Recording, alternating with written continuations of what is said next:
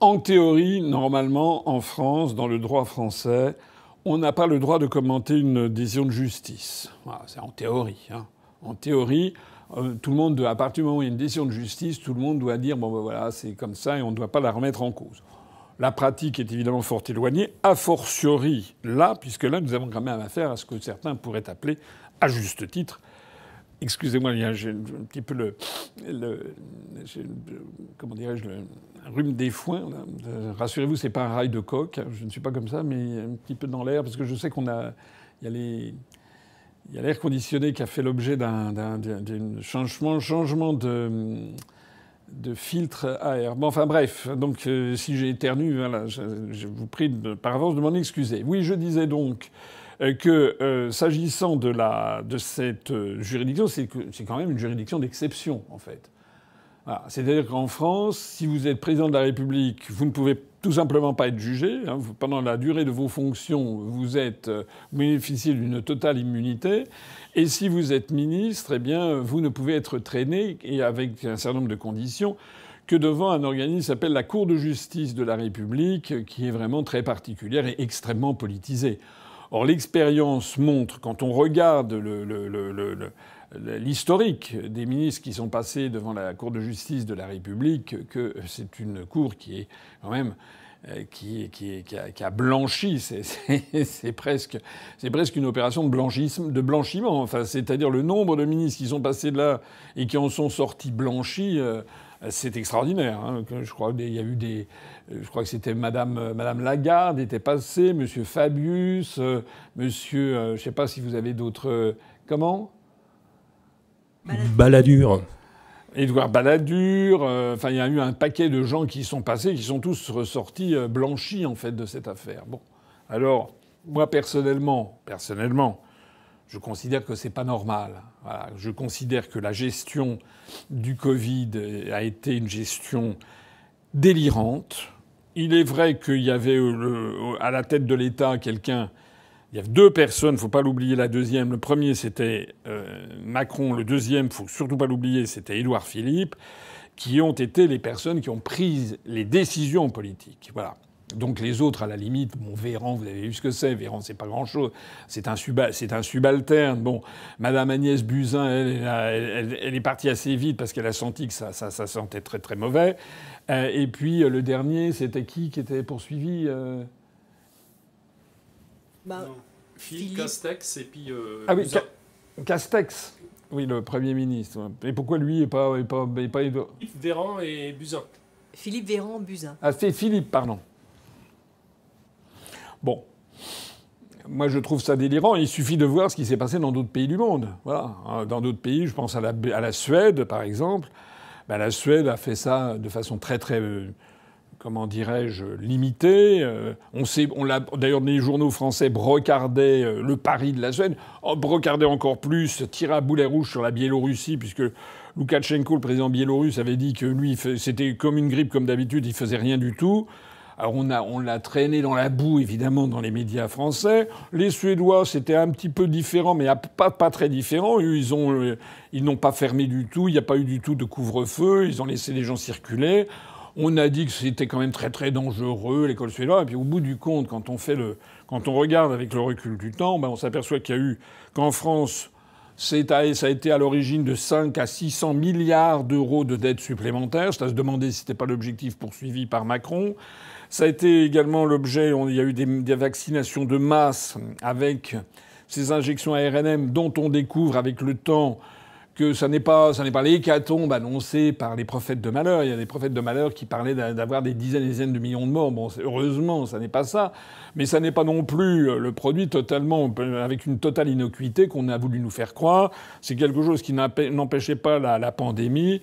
Et ce sont des injections qui étaient à titre expérimental. C'est d'ailleurs la raison pour laquelle ni moi ni les membres de ma famille n'ont accepté de le faire, quoi qu'on puisse dire et faire, parce qu'il faut garder dans la vie, et ça c'est vraiment une leçon de vie que les Français ont eue à cette occasion, arrêtez d'écouter les médias, exercez votre self-control, votre discernement. Voilà. On ne se laisse jamais injecter dans le corps quelque chose dont on n'est pas sûr et certain. Voilà, c'est un principe de base, me semble-t-il. Il y a heureusement des millions de Français qui ont suivi ce conseil, contrairement à ce que le bombardement idéologique que l'on a subi.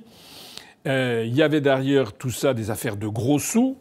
Ça, c'est certain. Les 40 et quelques milliards d'euros de commandes faites par Mme von der Leyen à Bourla. Il y a eu derrière tout ça probablement une psy-op, comme disent les Américains, une opération psychologique, pour voir justement avec quelle facilité ou quelle difficulté on peut manipuler une foule. Ben là, les Français, ils sont tombés alors à plein. Ils ont montré, là comme ailleurs, le peuple français est d'une extraordinaire naïveté. Enfin, que ce soit en matière politique, que ce soit en matière prophylactique, etc. Les Français, à partir du moment où il y a une prétendue autorité qui passe sur TF1, paf, ils sautent dessus. Et là, ils sont d'accord pour donner des milliards et des milliards au régime Zelensky, qui est un régime de truands et de néo-nazis, mais parce qu'on l'a entendu à la télé, à la radio. C'est le drame principal de la France. Alors moi, je trouve que dans ces conditions, il y a quand même énormément de choses qu'on pouvait reprocher à Édouard Philippe, avec notamment l'affaire du Rivotril dans les EHPAD, et puis à ces trois personnalités qui ont poussé aux injections ARNM, qui ont interdit l'utilisation de médicaments qui étaient les médicaments les plus inoffensifs de la planète, quasiment, comme l'hydroxychloroquine, qui a été pris par des dizaines et même des centaines de millions de personnes. Moi, je me rappelle à chaque fois que j'allais, quand j'étais plus jeune, dans des pays avec la fièvre jaune, il fallait prendre justement de la chloroquine. Mais c'est des centaines de millions de personnes qui ont avalé ça. Et d'un seul coup, on a voulu nous faire croire que c'est un truc hyper dangereux. Enfin, c'est vraiment se moquer du monde. Et moi-même, j'ai eu l'occasion de le raconter. J'ai attrapé le Covid-19 lors d'une manifestation, d'ailleurs, devant le Sénat, qui était contre le Covid-19. Et bien heureusement que j'ai un ami qui m'a fait passer de l'ivermectine. Alors, je ne sais pas s'il y a relation de cause à effet, mais en tout cas, ça a été radical. Hein. J'ai déjà eu l'occasion de le dire. J'étais vraiment très mal. J'avais quand même 39,5 de fièvre. J'étais, enfin, mal comme quand on a une grippe. Hein. C'était pas non plus... c'était pas l'article de la mort. Enfin, j'ai pris tout le paquet d'ivermectine. Il fallait prendre ça en une dose. Le lendemain matin, j'étais frais comme un gardon et ça n'est jamais revenu à 37 de fièvre. C'est incroyable. Donc moi, je veux bien que c'était un truc hyper dangereux, mais en fait, les langues se sont déliées depuis lors. On s'aperçoit que l'ivermectine, par exemple, est un médicament qui est globalement dont l'efficacité a été prouvée. Et qui a évidemment un très gros inconvénient, c'est que c'est gratuit. Enfin, ça coûte très très peu cher. Hein. Voilà. Donc on voit qu'il y a eu des intérêts financiers très importants, des intérêts financiers, des intérêts politiques, des intérêts géopolitiques dans toute cette affaire, dont on ne voit pas encore très bien tous les tenants et les aboutissants, certainement. Enfin, le fait que cette cour de justice ait blanchi Édouard Philippe, Agnès Buzyn et Véran, ça n'est pas normal. Ça n'est pas normal. En conclusion, ce que je dirais, c'est que nous ne sommes pas favorables aux juridictions d'exception. Voilà. C'est-à-dire que si on arrive au pouvoir, nous, on supprimera les juridictions d'exception. C'est tout simplement un ministre doit pouvoir être jugé par un tribunal comme tout citoyen. Le fait d'être ministre ne lui donne pas d'un seul coup une espèce d'onction particulière, de protection particulière. Ce sont des gens comme tout le monde. Bon, le chef de l'État, on peut considérer que peut-être, en sa qualité de chef d'État et comme il a été élu par le suffrage universel, on peut considérer qu'il peut y avoir effectivement une immunité. Enfin, c'est à discuter quand même. Mais parce que nous, on est favorable à la possibilité d'avoir un référendum révocatoire du président. Mais en revanche, pour les ministres, je vois pas du tout pourquoi il n'y aurait pas une juridiction normale. Parce que ça veut dire quoi, en fait, cette juridiction d'exception ? Ça veut dire que on estime qu'un ministre ne doit pas être jugé selon les critères de tout citoyen. Ça veut dire quoi ? Évidemment, c'est la porte ouverte au copinage, au renvoi d'ascenseur, à la justice à deux vitesses, à la justice à géométrie variable. Et quand en plus de ça, on voit, comme je l'ai dit tout à l'heure, que la quasi-totalité des ministres qui sont passés par cette institution en ont été blanchis, ça ne fait que renforcer les soupçons. Voilà. Je me demande d'ailleurs ce qu'il en était. Je crois que régulièrement, la gauche, dans ses programmes, dit qu'ils veulent supprimer les juridictions d'exception. Puis en fait, finalement, rien du tout. Quoi. Quand il y a un gouvernement de gauche, il n'y touche pas du tout. Au contraire même, il en profite plutôt. Voilà ce que je dis. Nous, en tout cas, si on arrive au pouvoir, on mettra fin à la Cour de justice de la République. Et puis les ministres, eh bien, ils seront justiciables comme tout citoyen. Oui, c'est la cour du roi Péto, comme dirait Madame Pernelle. Une question de Raphaël. À peine une semaine après avoir annoncé qu'il cesserait de livrer des armes à l'Ukraine, Trump vient de promettre de nouvelles livraisons à Kiev. En plus, il s'en est pris à Poutine. Que cache ce virement? Ce revirement? Ah oui, c'est un virement ou un revirement, c'est pas pareil. Allez, écoutez, vous me posez des questions, c'est un peu d'école, là, toutes les questions que vous me posez, parce que là, moi, je suis comme tout le monde. Je suis un peu ébaubi, en effet, de voir la tournure que les événements prennent. Il y a une semaine ou 15 jours, Trump annonçait d'un seul coup qu'il n'y aurait plus de livraison d'armes à l'Ukraine. Donc j'avais dit que c'était la fin de l'Ukraine, enfin de la fin du régime Zelensky plus exactement. C'est-à-dire que là, si il donnait la maîtrise totale de l'air à la Russie, bon ben ça veut dire qu'il laissait tomber Zelensky. Et puis patatras, là maintenant, voilà qui dit non, finalement je vais en renvoyer. Alors c'est difficile à suivre. Alors là-dedans, c'est bien malin et ceux qui peuvent savoir un petit peu ce qui se passe. Il y a plusieurs façons d'interpréter les choses. Première façon d'interpréter les choses, c'est que Trump commencerait à être un petit peu, pas sénile, mais un petit peu fatigué, et il serait un petit peu de l'avis du dernier qui a parlé. Bon, j'y crois pas trop, mais enfin, c'est quand même une éventualité qu'il ne faut pas totalement négliger. Deuxième possibilité, qui est importante et qui est dans beaucoup d'esprits, notamment aux États-Unis, c'est que Trump serait en fait tenu.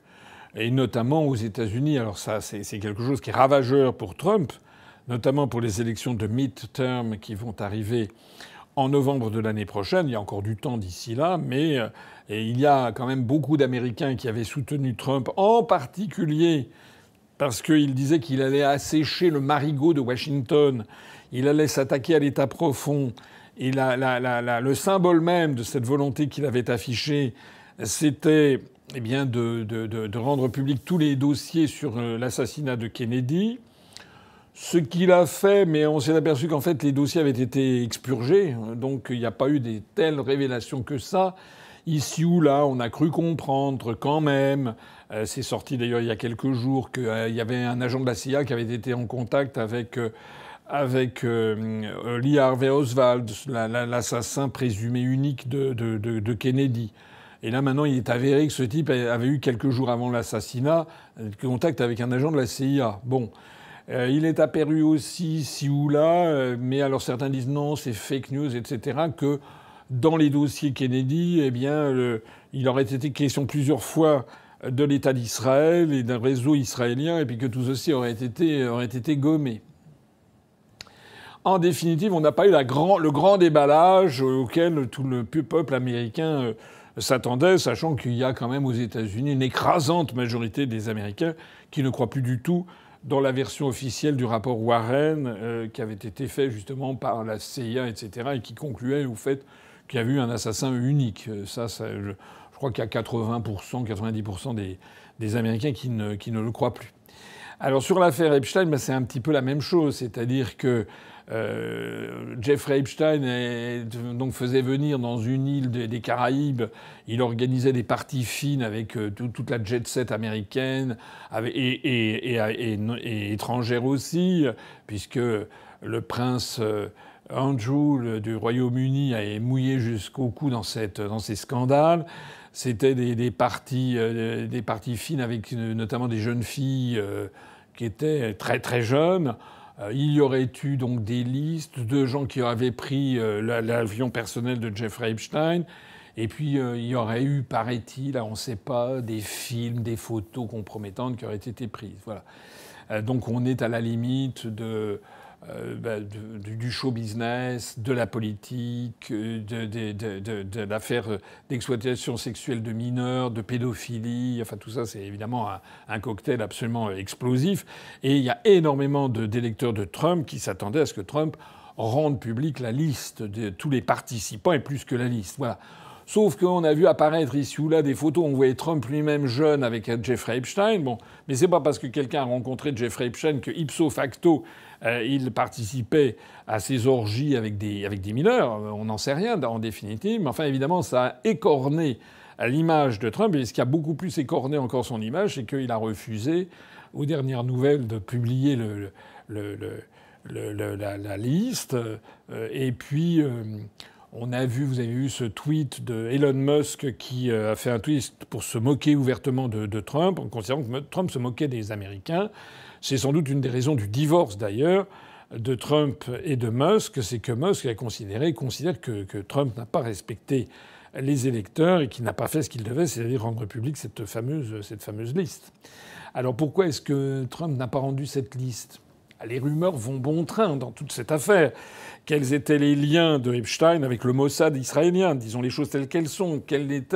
Est-ce qu'il y avait dedans toute une série de personnes, dont des démocrates ? Est-ce que Trump voudrait sauver des démocrates ? Enfin bon, voilà. Non, tout ça n'est pas très bon, c'est même le moins qu'on puisse dire. Et évidemment, il y a des gens qui disent, en fait, Trump, il est tenu. Voilà. Et donc, il a présumé de ses forces, et donc, il ne peut pas faire ce qu'il avait dit qu'il ferait. C'est une deuxième interprétation. C'est possible. J'ai quand même un peu du mal à le croire, parce que c'est quand même quelqu'un qui a 78 ans, donc il est quand même en fin de carrière, il est quand même en fin de course. Et là, je veux dire, il savait à quoi il s'exposait. Et c'est pas un poussin de la veille. Il a quand même résisté à 3 tentatives d'assassinat, dont une a failli vraiment réussir à quelques millimètres près. Donc, je sais pas. Est-ce qu'il découvre finalement que l'État profond aux États-Unis est très, très, très encore plus puissant que ce qu'il pensait ? Je ne sais pas. Il y a une troisième hypothèse, et toutes ces hypothèses ne sont d'ailleurs pas forcément exclusives les unes des autres. Il y a une troisième hypothèse, c'est un peu ce qu'il a montré depuis qu'il est revenu à la Maison-Blanche, c'est que c'est quand même un joueur de poker menteur. Et regardez ce qui s'est passé, par exemple, avec les droits de douane sur toute une série de pays. Il n'a pas hésité à annoncer des droits de douane absolument mirobolants, et puis une semaine après, les faire retomber à 10%. Ils étaient passés avec la Chine, c'était monté jusqu'à 450%, et puis après, c'était redescendu. C'était un peu les montagnes russes, hein, sans mauvais jeu de mots. Et donc, je pense que Trump, il est un peu dans cet état d'esprit de faire perdre, de rendre sa stratégie illisible, en fait, pour surprendre. On le voit, il l'a fait effectivement avec la Russie. Un jour, il dit que Trump qu'il a eu une excellente conversation avec Poutine. Et puis une semaine après, il dit qu'il a eu une conversation exécrable avec Poutine et que Poutine dit que des conneries. Vous avez vu d'ailleurs Medvedev a répondu à ça en disant que, quoi que dise Trump, eux, ils s'arment, ils font la guerre et ils arriveront jusqu'au bout. Voilà. C'est-à-dire que les Russes ont pris le parti de Trump, on écoute et puis on agit comme si de rien n'était. Voilà. C'est un petit peu la possibilité une des sorties de toute cette affaire, c'est que Trump décrédibilise complètement sa parole, en fait. C'est ça qui est un inconvénient majeur, parce que là, il fait semblant.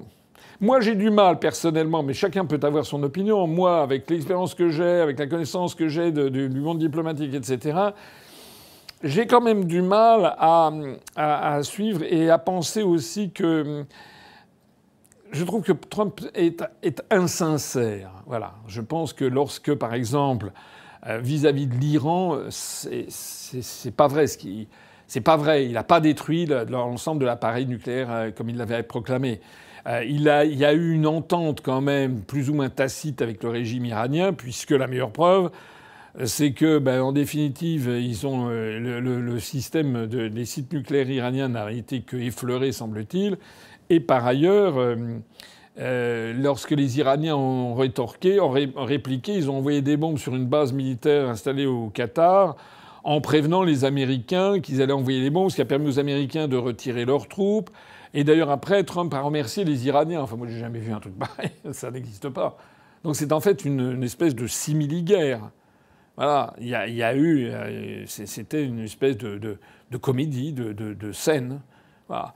Et moi, j'ai un peu aussi le même sentiment avec la Russie. Parce que ce qu'il faut bien voir, c'est que Trump, il est toujours sous le coup de la suspicion, aussi bien par l'État profond américain qu'en Europe occidentale, où on a en Europe des échantillons absolument démentiels de psychopathes qui sont russophobes, enfin On avait Madame Kaja Kallas, la représentante de la Commission européenne pour les affaires internationales, qui était estonienne, qui voue à la Russie une haine inexpiable.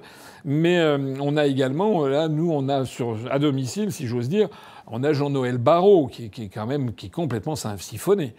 On le voit quand il prend la parole, il est là, il est moite, il dégouline de sueur, il a les mains moites. Et puis il vient d'annoncer là que l'Union européenne allait prendre les sanctions les plus graves depuis 3 ans. Mais il est complètement à côté de la plaque. Je rappelle que la Russie va avoir un taux de croissance de 4% cette année. L'endettement public russe est de 30%, même pas de 18%, je crois, du PIB. Nous, on est à 113. Nous, on a un taux de croissance qui est de 1, etc., etc., etc. Donc, les sanctions n'ont pas du tout eu l'effet escompté sur la Russie. Au contraire, elle a réorienté ses échanges. Voilà. On a des dingues qui sont au pouvoir en France. C'est à peu près pareil pour Keir Starmer ou pour Merz en Allemagne. Donc face à ça, Trump, c'est pas si facile que ça pour lui d'exiger que les pays occidentaux augmentent leur participation à l'OTAN, passe à 5% du PIB. Il exige ça. Et puis, en même temps qu'ils disent qu'il arrête de donner des armes défensives à l'Ukraine. Donc je pense qu'il doit être l'objet de... Il doit y avoir des tensions, une tectonique des plaques sous la personnalité de Trump qui doit être vraiment excessive. Voilà. Alors maintenant, en fait, la position qui me paraît la plus sage là-dedans, c'est celle de la Russie, encore une fois. C'est-à-dire, appliquer le principe de Confucius que je vous ai souvent dit, écouter les paroles, mais observer les actes. Voilà. Et donc, ils doivent en prendre et en laisser sur ce que dit Trump, et puis ils observent les actes. Là, Trump annonce qu'il va envoyer des armements, mais est-ce qu'il va le faire? Est-ce qu'il va vraiment le faire? Il ne faut pas oublier aussi quelque chose qui est en train d'apparaître, même si c'est un des grands secrets dans les médias occidentaux, c'est que la dégringolade de la puissance du monde occidental en général, des États-Unis, de l'Europe et de l'Union européenne en particulier, elle commence à se voir, y compris en matière militaire. Les États-Unis, la France, j'ai déjà eu l'occasion de le dire, ne disposent pas des mêmes missiles Fatah que ceux dont dispose l'Iran et qui ont permis de percer le dôme de fer israélien, à la grande surprise générale. Les États-Unis et la France ne disposent pas des missiles Oreshnik hyper véloces, hypersoniques, dont à courte et moyenne portée, dont disposent la Russie, la Chine et la Corée du Nord. C'est quand même un fait. Et il semble qu'ils soient à court de munitions, parce qu'ils ont donné beaucoup de munitions à l'Ukraine. Donc il y a tout simplement le fait que les États-Unis et les pays de l'OTAN se rendent compte qu'ils sont en train de perdre la guerre. Alors c'est pas, comme j'ai eu l'occasion de le dire, je suis pas le seul, mais je le rappelle, c'est une légende que les États-Unis seraient toujours vainqueurs. Ça, c'est ce qu'on a dans les films qu'on nous balance à la télévision française depuis les accords Bloom-Burns de 1946. On a des films américains qui nous chantent la gloire des États-Unis. Mais quand vous regardez matériellement, les États-Unis, depuis la fin de la Seconde Guerre mondiale, ont quasiment perdu toutes leurs guerres. Toutes. Le Vietnam, le Cambodge, l'Afghanistan, même en Iran, etc. Ils ont gagné, oui, l'île de la Grenade, c'est la moitié de la Martinique. Bon, encore heureux. Mais non, ils ont pris la pâtée un peu partout. Et donc, donc là, peut-être qu'ils ont du mal à reconnaître tout simplement que la Russie a gagné la partie. La Russie, elle possède quand même plus de 20% du territoire de l'Ukraine. Elle continue d'avancer. Elle a une économie qui pourrait être mieux, mais elle a quand même une économie qui est flamboyante par rapport à celle des pays d'Europe. Et puis, il y a, comme on dit en latin, l'impetus, enfin c'est aussi un mot d'anglais, un élan vital. Fondamentalement, les Russes, ils savent pourquoi ils se battent. Voilà. Fondamentalement, que ça plaise ou pas aux généraux d'opérette qui nous ont raconté des carabistouilles depuis 3 ans, mais que ça la plaise ou pas, c'est un fait que 80% des Russes, pour pas dire 90% des Russes, soutiennent Poutine, parce qu'ils savent que c'est Cette guerre est une guerre existentielle. Il ne s'agit pas de mettre la main sur l'Ukraine, il s'agit d'empêcher le dépeçage de la Russie par l'OTAN, puisque c'était ça l'objectif. Hein, j'ai déjà eu l'occasion de l'expliquer 50 fois. Et nous, en Occident, mais qui veut aller se battre pour l'Ukraine ? Ça n'existe pas, en fait. Enfin, évidemment, il y a quelques personnes un petit peu, comment dirais-je, exaltées, mais alors, le grand public n'a aucune envie de se mobiliser pour l'Ukraine. C'est pas vrai du tout. Voilà, donc c'est pas du tout perçu comme une guerre existentielle. C'est perçu comme une guerre qui est en train de nous détruire. Donc voilà la situation. Je pense que dans tout ça, Trump, il est en... voilà. Mais enfin, c'est quand même très décevant. Il faudrait quand même que d'une façon ou d'une autre, il tape du poing sur la table. Et ce qui est en train d'apparaître, c'est que peut-être il n'a pas finalement les moyens de vraiment taper du poing sur la table par rapport à la gangrène de l'État profond américain. Paul nous dit que la cause de l'incendie qui menace les quartiers populaires de Marseille a été trouvée par la députée LFI Aurélie Trouvé. Et donc il s'agit du réchauffement climatique anthropique. Qu'en pensez-vous ? Ça commence aussi à bien faire, cette histoire de réchauffement climatique anthropique. On a eu droit, vous avez vu, une espèce de mise en condition de la population sur le thème que c'était de la fournaise, c'est délire, on n'avait jamais vu ça. L'été le plus chaud depuis le Big Bang, depuis 4,5 milliards d'années, on n'avait jamais vu un truc pareil. Ça a duré 3 jours. Moi, je trouve que, bon, là, on a un été... À part l'épisode de canicule, en effet, et qui a eu lieu... mais qui a duré 3 jours, mais qui parfois, dans le passé même récent, durait 3 semaines. Non, là maintenant, les températures sont retombées à un niveau qui n'est pas particulièrement élevé. Hein. J'étais ce week-end-là dans ma campagne, il a plu dans la Nièvre. Il faisait 24-25 degrés, et la nuit, ça tombait à 9 degrés. Pour un mois de juin, c'est vraiment pas beaucoup. Hein, voilà. Donc, c'est vraiment n'importe quoi. Je rappelle au passage que la canicule, ça vient de canis, le chien. C'est un mot d'origine latine, parce que c'est quand on entrait dans la constellation de la Terre, lorsqu'elle entrait dans la constellation du chien, pour les anciens Romains. Donc, c'est un truc, ça fait 2000 ans qu'on nous explique que l'été, il y a des canicules. Hein. Mais 2000 ans. Alors, je sais bien qu'il y a des graphiques qu'on va nous montrer, mais oui, mais monsieur Asselineau, vous n'avez pas vu... Ah, comme j'ai déjà eu l'occasion de le dire, le jour où on m'expliquera pourquoi le Groenland s'appelle le Groenland, c'est-à-dire la Terre verte, parce qu'il n'y avait pas un seul glacier sur le Groenland et que maintenant c'est couvert de glace, le jour où on m'expliquera qu'on n'a jamais vu aussi chaud qu'à notre époque, alors qu'au XIe siècle, il n'y avait pas du tout de glace sur l'ensemble du Groenland, là je commencerai à prendre les choses au sérieux. Voilà. Moi je trouve que tout ça, il y a d'ailleurs des centaines de scientifiques qui ne sont absolument pas d'accord avec le narratif qu'on nous impose sur le réchauffement climatique, surtout, et a fortiori, sur le réchauffement climatique d'origine anthropique. Et j'ai déjà eu l'occasion de le dire, le simple fait que ce débat soit hystérisé, c'est-à-dire que ce que je dis là, il y a aussitôt des gens qui poussent des cris d'hystérie, d'ailleurs moins ils connaissent les choses, plus ils poussent des cris d'hystérie, ça prouve qu'il y a un problème, ça prouve que nous avons affaire à une population qui est mise sous contrôle mental. Voilà. Normalement, c'est un sujet qui devrait être débattu sereinement entre scientifiques. Et puis, voilà. Ce que je vois, en tout cas, c'est que derrière, c'est comme pour l'affaire de la Covid, il y a des affaires de gros sous. Bon. Alors, s'agissant de ces feux à Marseille, alors Aurélie Trouvé, c'est ça. Bon, ça, c'est encore dans la brochette des députés LFI.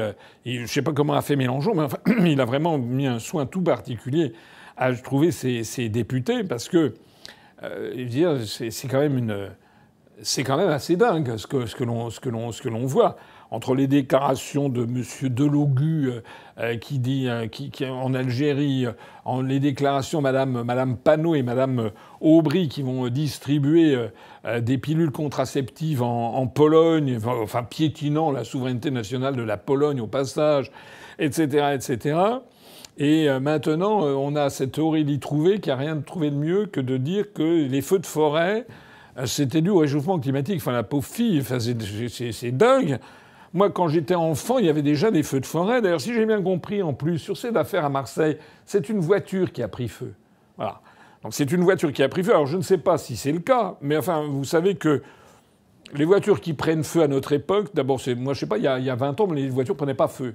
Les voitures qui prennent feu à notre époque, je n'ai pas de statistiques, mais j'aurais tendance à dire que dans 9 cas sur 10, ce sont des voitures électriques. Voilà. Il y a des Mercedes qui ont pris feu dans des garages, des autobus qui prennent feu. On le voit spontanément parce que la technologie n'est pas encore tout à fait au point de ces batteries. Donc si ça se trouve, je ne sais pas si c'est le cas, mais si ça se trouve, un feu de forêt vient d'une voiture électrique que quelqu'un avait achetée pour sauver la planète.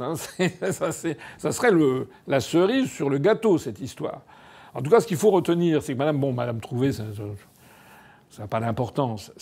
En revanche, il y a quelque chose qui est vraiment grave, c'est qu'on se rend compte qu'il y a des feux de forêt, comme moi, depuis que je suis enfant, on sait qu'il y a des feux de forêt dans le Midi.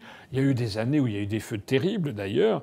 Il y en a plutôt moins ces années, d'ailleurs, parce que justement, il pleut, il fait plutôt froid pendant l'été. Bon.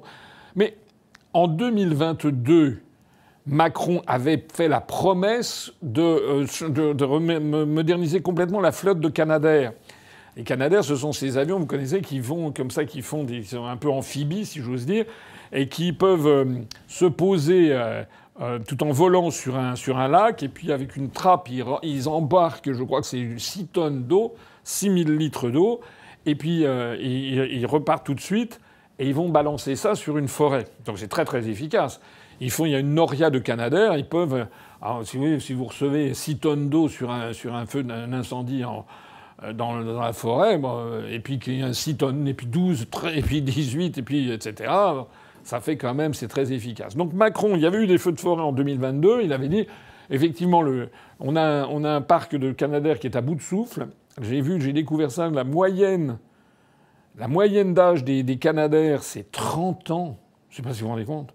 30 ans, des avions dont la moyenne d'âge, il y en a qui doivent avoir 38 ans, c'est incroyable. Quand on voit ce qu'une voiture, un véhicule au bout de 6-7 ans, c'est déjà un véhicule un peu fatigué souvent. Hein. Ça dépend de la voiture, mais bon, un avion qui a une moyenne d'âge de 30 ans, vous vous rendez compte ? Bon, et Macron avait dit qu'il allait entièrement renouveler le truc. Il avait passé commande, on allait voir ce qu'on allait voir. Et puis évidemment, c'était une macronnerie. C'est-à-dire qu'il n'en a rien fait. C'est comme la liste. Je rappelle qu'au mois de mars, il avait dit qu'il reconnaissait l'État palestinien en juin. Le mois de juin est passé, il n'a pas reconnu. Je rappelle que l'année dernière, il avait parlé qu'il allait faire des data centers. On allait voir ce qu'on allait voir. La France allait être le caïd de l'intelligence artificielle. Il n'y en a pas un seul qui a vu le jour. Je rappelle qu'il avait promis de faire ça, c'est fallait remonter à quelques années. Ça devait être vers 2020 ou 2021. Il nous avait annoncé tout de go qu'il voulait faire des RER dans les 10 principales villes de France, à Nantes, Toulouse, Nancy, Lyon. Évidemment, il n'y a rien du tout. Il avait également projeté de faire un port fluvial allant de Lyon à Marseille. Rien du tout.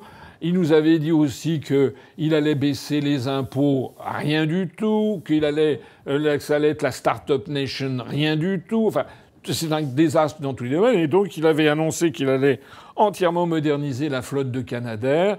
Et on allait avoir des trucs flambant neufs. Mais rien.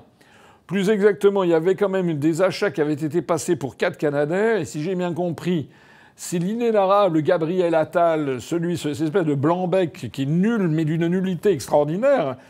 C'est incroyable. Et ce type a été premier ministre par la faveur du prince. Il n'a rien fait pendant les quelques mois où il était là. Enfin, c'est zéro de chez zéro. Les différents postes qu'il a occupés, il a été à l'éducation, quand on voit l'état de l'éducation. Monsieur Gabriel Attal, qui a droit évidemment à tous les médias, bien sûr. Monsieur Gabriel Attal, c'est lui, quand il était Premier ministre, un des seuls actes qu'il avait fait, c'est que par décret, il a renoncé à l'achat des Canadair en question. Voilà, pour des raisons d'économie budgétaire. Ce qui est d'autant plus scandaleux qu'au même moment, la France dépense des milliards et des milliards pour l'Ukraine. On y revient. C'est-à-dire que vraiment, c'est la préférence. Macron, Attal, Philippe, toute cette bande, ils n'ont qu'une chose à l'esprit, c'est tout sauf le service des Français. aider n'importe quel chien coiffé à travers la planète du moment que c'est pas la France. C'est extraordinaire. On n'a jamais vu ça, je crois, dans l'histoire d'un pays même. Je crois même en regardant autour de nous, on n'a jamais vu un truc pareil. C'est-à-dire que, voilà, M. Attal, pour économiser, ça doit coûter, je sais pas, 4 Canadair, ça doit quand même pas coûter, ça doit coûter quelques, je sais pas, peut-être 100 ou 200 millions, mais peut-être, j'en sais rien, les Canadair, ça doit être quelque chose comme ça, c'est une somme. Enfin, quand on voit les milliards qu'on a envoyés à l'Ukraine, enfin, c'est dingue comme truc. Pour un régime néo-nazi, etc. D'ailleurs, le même Attal qui a dit, rappelez-vous, c'était il y a quelques semaines, que lui, il fallait faire entrer, c'était Santos Subito, c'était vraiment, il fallait que l'Ukraine entre dans l'Union européenne tout de suite. Mais si l'Ukraine entre dans l'Union européenne tout de suite, ça veut dire que tout de suite, l'agriculture française est morte. Voilà. Parce que nous ne pourrons pas suivre. Hein. Les coûts de production de l'agriculture ukrainienne détruisent la France, l'agriculture française. On ne peut pas suivre. Voilà. Donc M. Attal, il est capable de vous dire qu'il faut faire entrer l'Ukraine tout de suite dans l'Union européenne. Mais en revanche, dans le dos des Français, et qui ont besoin de Canadair, moi je pense aux pompiers qui font un travail admirable, hein, les pompiers, parce que c'est pas évident hein, de se battre contre un feu très ardent nulle part, que ce soit dans un immeuble ou a fortiori quand c'est dans la garrigue ou des choses comme ça. Et les pompiers, on leur donne des trucs qu'on 30 ans. Il y en a sur les quelques Canadair qu'on a, il y en a un qui est irréparable. Enfin, c'est vétuste au possible. C'est une honte. Et le pire de tout, c'est qu'en plus de ça, ces gens ramènent leurs fraises. J'ai vu que Macron a fait encore un tweet en se félicitant du travail des pompiers. Mais c'est vraiment... Enfin, excusez-moi, je m'emporte un petit peu, mais franchement, c'est une honte. C'est vraiment une honte. Quant à Madame Aurélie Trouvé, bon, qu'est-ce que vous voulez me dire? Il n'y a plus qu'à tirer l'échelle. Elle croit que tout ça vient du fait qu'il y a un petit peu plus... Il y a un milliardième de CO2 en plus qui a fait que... Bon, elle est dingue, quoi. C'est le monde d'aujourd'hui. Hein. C'est la politique française d'aujourd'hui. On est dirigé par des incompétents, des malfaisants, des psychopathes et des dingues. Voilà, c'est aussi simple que ça. Une question de Frédéric. Que pensez-vous de la déclaration commune du Premier ministre indien Narendra Modi et du président brésilien Lula, demandant à siéger au Conseil de sécurité de l'ONU en tant que membre permanent? La Chine et la Russie, deux partenaires des BRICS, appuient leurs deux candidatures. Ça, parce qu'il s'est tenu, je pensais qu'il n'y a pas de question sur le sommet des BRICS, c'est plus intéressant. Il y a eu un sommet, le sommet des BRICS, qui s'est tenu à Rio de Janeiro, des BRICS plus, comme on dit, avec 10 États. Hein, parce qu'il y a 10 États, il y en a au total 21, parce qu'il y en a eu 11 États qui sont des États observateurs, mais les États membres des BRICS, BRICS plus maintenant, ils sont 10. Et ils se sont réunis tous les 10 à Rio de Janeiro, en montrant quand même une solidarité et vis-à-vis de la Palestine et vis-à-vis de l'Iran. Il y avait d'ailleurs, l'Iran est désormais l'un des 10 membres des BRICS+, l'Iran était représenté par son ministre des Affaires étrangères, qui était donc sur ce podium devant la baie de Rio avec le pain de sucre derrière. Et sur ce podium où il y avait... Alors il n'y avait pas Poutine, il y avait Lavrov, parce que Poutine il est poursuivi par par Cour pénale internationale. Donc, comme le Brésil est signataire du statut de Rome, ça aurait été problématique du point de vue juridique. En tout cas, il y avait Lavrov qui représentait Poutine. Il y avait le prince héritier des Émirats arabes unis, qui fait partie maintenant des BRICS+. Il y avait comment s'appelle-t-il le Lula da Silva, c'est le président du Brésil qui était l'hôte. Il y avait donc le ministre des Affaires étrangères iranien.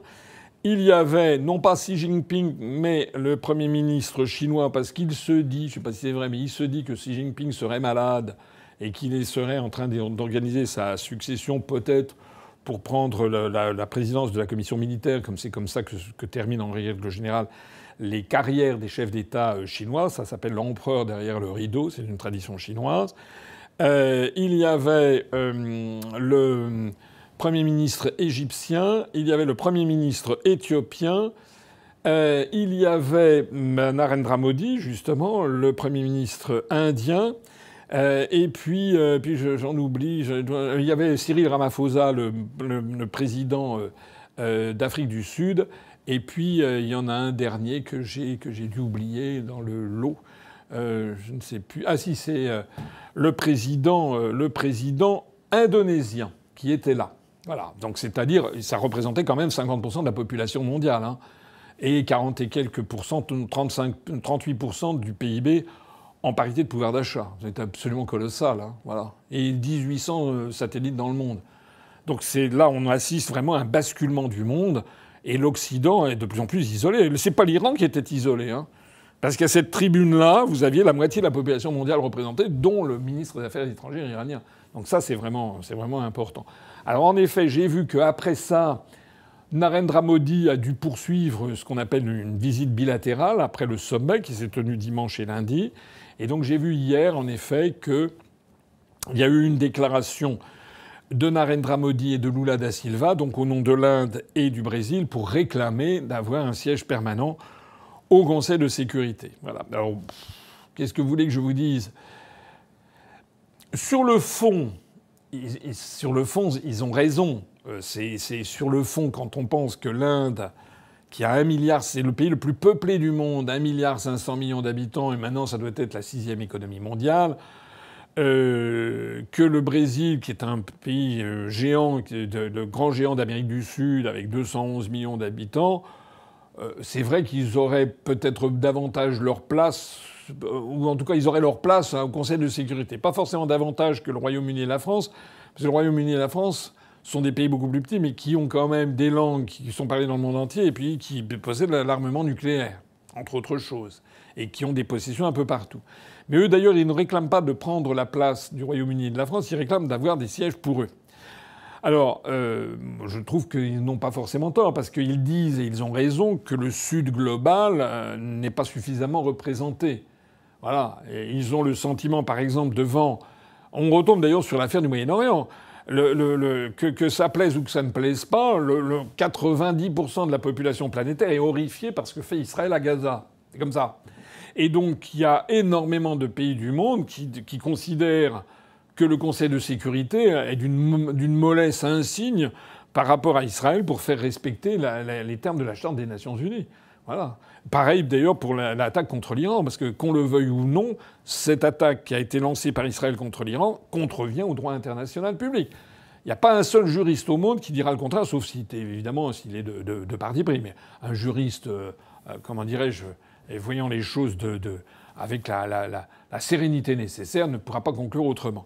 Donc, effectivement, le Brésil et l'Inde font cause commune pour réclamer un siège.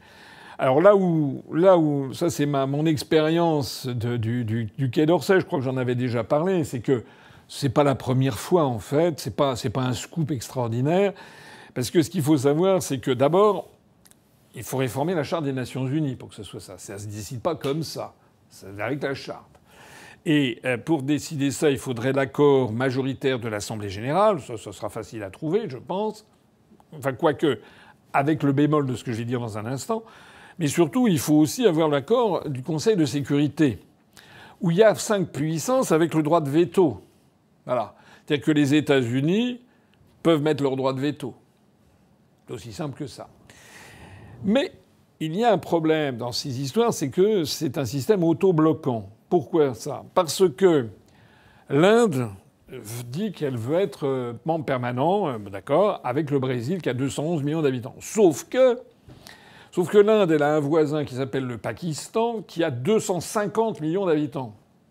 Donc il y a 40 millions d'habitants de plus que le Brésil. Et vous savez que le Pakistan et l'Inde, ce sont les ennemis jurés. Donc le Pakistan et un certain nombre de pays arabes, qui ne sont pas membres du Conseil de sécurité, même si le Pakistan, ce ne sont pas des Arabes, mais c'est des musulmans, il n'y a pas de membres musulmans, membres permanents au Conseil de sécurité. Donc c'est bien évident que le Pakistan s'opposera véhémentement à la demande de l'Inde, parce que lui veut en faire partie aussi. Il ne sera pas seul, il y aura certainement aussi l'Égypte. L'Égypte qui a 100 millions d'habitants, bon, ça commence à faire pas mal. Et là, c'est le monde arabe, c'est le pays arabe le plus peuplé. C'est pas tout. C'est que le Brésil, 211 millions d'habitants, d'accord, mais il y a un autre pays d'Amérique latine, ils sont comme chien et chat, c'est le Mexique. Le Mexique, il y a 130 millions d'habitants et le Brésil est lusophone, parle le portugais, le Mexique est hispanophone. Et le Mexique a toujours fait savoir qu'il était hors de question que le Brésil devienne membre permanent si le Mexique ne le devient pas aussi. C'est comme ça. Et puis c'est pas tout. C'est que vous avez, s'agissant il y a des pays, l'Asie du Sud-Est par exemple, ou l'Afrique. Il y a un pays en Afrique qui est un géant, c'est le Nigeria. Le Nigeria qui compte quelque chose comme 235 millions d'habitants, qui compte 20 millions d'habitants de plus que le Brésil, et qui est le pays d'Afrique le plus peuplé, et de l'Afrique noire. Donc le Nigeria a fait savoir qu'il était hors de question qu'il n'ait pas un siège au Conseil de sécurité si on en donnait un au Pakistan, au Mexique, au Brésil. Notez d'ailleurs que Cyril Ramaphosa, le président de l'Afrique du Sud, qui était présent au BRICS+, je l'ai dit tout à l'heure, n'a pas participé à cette déclaration parce qu'il n'y a que 65 millions d'habitants en Afrique du Sud. Donc l'Afrique du Sud est un pays relativement riche par rapport aux autres, avec d'énormes matières premières, mais c'est un petit poussin par rapport... C'est 3 fois et demi moins peuplé que le Nigeria, qui est une énorme puissance, d'ailleurs essentiellement musulman, pas totalement, mais essentiellement musulman, qui se trouve au cœur de l'Afrique noire. Et le Nigeria l'Afrique du Sud se sent sans doute très mal pour demander un poste au Conseil de sécurité s'il n'y a pas le Nigeria. Et puis c'est pas tout, puisque il y a aussi l'Indonésie. L'Indonésie, c'est un des pays les plus peuplés du monde, avec 280 millions d'habitants. C'est-à-dire 70 millions d'habitants de plus que le Brésil. Et puis c'est l'Indonésie, c'est un pays qui représente l'Asie du Sud-Est et qui dit mais nous aussi on veut. D'ailleurs, j'ai dit tout à l'heure qu'il y avait le président indonésien qui était au BRICS+, il n'a pas participé à la déclaration de Modi et de Lula. Donc derrière, c'est moi tel que j'interprète avec le flair et l'expérience que j'ai du diplomate que je fus, c'est que il y a eu des tiraillements, des tensions qui se sont fait jour parce qu'ils auraient pu faire cette demande dans le cadre des BRICS+. Les BRICS+ auraient pu dire justement dans la conclusion qu'il fallait que le Brésil, l'Indonésie qui était présent, soient membres du Conseil de sécurité avec l'Inde. Mais évidemment, qu'est-ce qui faisait de l'Afrique du Sud? Qu'est-ce qui faisait de l'Égypte? Voilà, qu'est-ce qui faisait de l'Iran? L'Iran se verrait sans doute aussi assez bien membre permanent du Conseil de sécurité. Et puis, pourquoi pas la Turquie? Enfin, voilà. Donc, voilà, c'est pour ça que cette réforme des Nations Unies, c'est un serpent de mer. Ça fait des décennies que ça dure. C'est que, en fait, c'est un peu comme le Rubik's Cube. Vous savez, c'est une fois que vous avez défait la combinaison, c'est très, très difficile de trouver une combinaison qui convienne à tout le monde, sauf si on élargissait le Conseil de sécurité à 35 ou 40 États, dont une vingtaine de pays ayant le droit de veto. Mais alors là, ça veut dire que ça serait déjà qu'actuellement, c'est souvent sujet à des blocages. Là, il y aurait des blocages absolument incessants, en fait, au Conseil de sécurité. Voilà. Donc c'est pour ça c'est une déclaration intéressante. Sur le fond, ils n'ont pas tort. Mais pratiquement, c'est extrêmement difficile à mettre en œuvre, pour toutes les raisons que je viens d'évoquer.